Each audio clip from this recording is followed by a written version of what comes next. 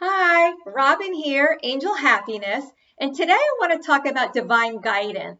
Divine guidance is the guidance that the angels help us with, that the angels bring people into our lives to divinely guide us. This could be people we know. It can also be people we have never met.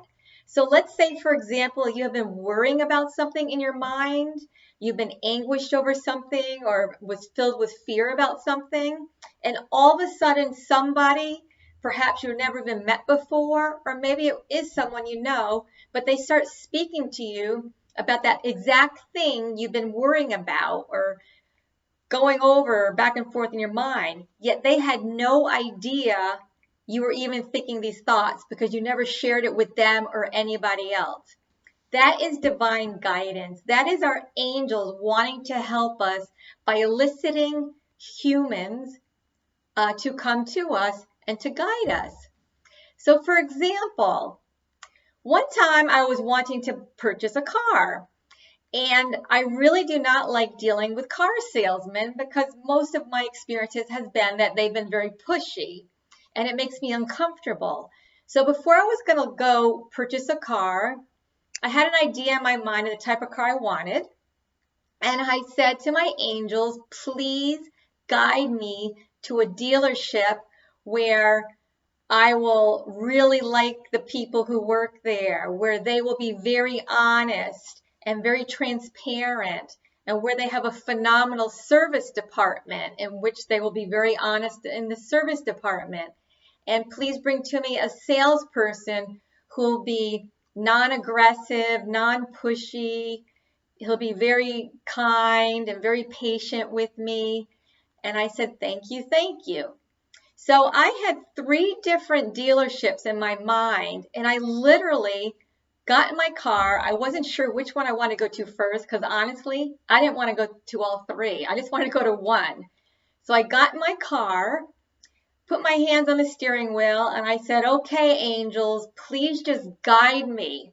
So I go up my street, and I could either go right to one dealership or turn left to go to two others. And as I got up to the top, I was just feeling this nudging to turn right. So I ended up going to a town about 20 minutes south of me, and I walked into this dealership, and instantly this young man, he approached me, and we went and looked at a car, and I drove it around, and he was so relaxed, non-pushy, non-aggressive, very kind, very honest, very transparent, took his time showing me everything. And then I told him the amount I wanted to pay. And he said, okay, let me talk to my sales manager. And as I was waiting in the dealership, all of a sudden I hear, Robin. And I see this guy I had gone to high school with. So you are talking like it was 30 years was the last time I had seen him, literally since high school graduation. And we give hugs, and he's like, oh, you're going to buy a car here? And I'm like, yeah, I'm thinking about it. And he goes, you know what, Robin? I've been buying my cars here and trucks for the past 20 years. He goes, there's no other car dealership I would ever go to. He goes, and they have the best service department here. They are so honest. They don't charge extraordinary amounts of money. He goes, you will love it here. And they're very fair with their prices. And I was like, wow, okay, thank you. And that was completely someone out of the blue. Again, I hadn't seen him since I was 18 years old, validating that, yes, I was divinely guided to that dealership. And he was brought there at the same time that I happened to show up to validate, yes, this is where I should purchase my car. Yes, they have a very honest, trustworthy, dependable service department. And it worked out so wonderful that I bought three cars there, as a matter of fact, and they are absolutely fabulous. So again, that's an example of how we are divinely guided. I would like to quickly share a story. This has to do with my brother who had passed away.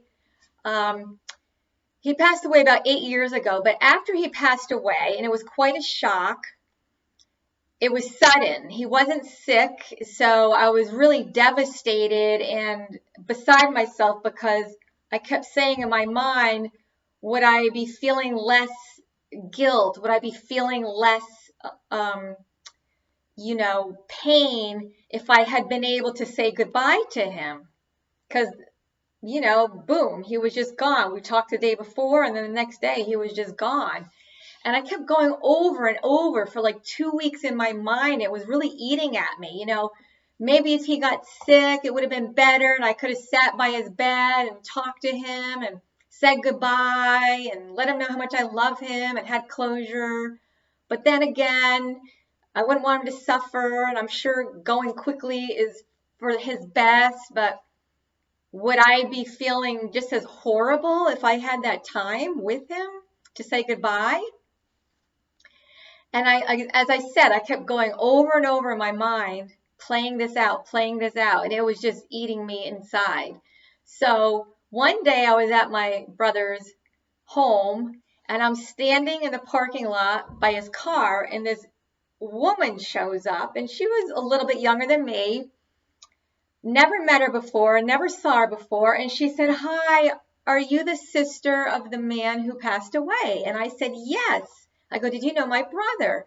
She goes, "No, I never met him, but I heard of his passing." She goes, "I'm really sorry." She goes, "You know what?" She goes, "My brother passed away a couple of years ago, or no, like 4 years ago at that point.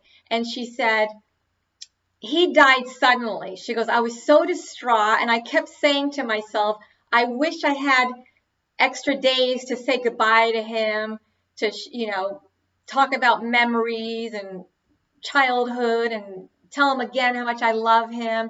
She goes, "That really bothered me. That really ate at me." She goes, "And then fast forward, my father became ill. So I decided I was going to quit work. I was going to stay home with him. And I literally stayed home with him the next 2 years, 24/7, having all meals with him, playing games with him, sharing lots of memories, laughing, joking." She goes, "I couldn't have done any more for my father. Laundry, cleaning, everything." She goes, "And then my father, when he was passing away, I was by his bed. I was able to tell him again how much I love him, and I was able to say goodbye." She goes, "But do you know, even though I was able to spend all that time with my father, I had just as much guilt and pain as I did when my brother suddenly passed away." She goes, "It was the same." She goes, "Well, again, I'm really sorry about your brother, and I must go now. Bye." I never saw her again. Don't know who she was. And she fell out of the sky. She was definitely divinely guided by the angels to come to me to let me know, no matter if he passed quickly or if he passed slowly, both ways I would feel the same amount of guilt and sadness. And so that was the angels answering my worries and my anguish. See how amazing that is? But that's what they do, and that, again, is called divine guidance. Now, I want to let you know that Thursday evening, I will be teaching another healing with the Archangels class, and we will be doing a guided meditation. You'll find out who your guides are. And it's the full moons. We'll be doing a full moon release, meaning we'll let go of all that no longer serves us. So I hope to see you Thursday night. You can easily go to my website, angelhappiness.com, go to the calendar page, and you can register right there. So if you love my videos, please subscribe below and also click on like. I would really appreciate it. Until next time, lots of love. Bye.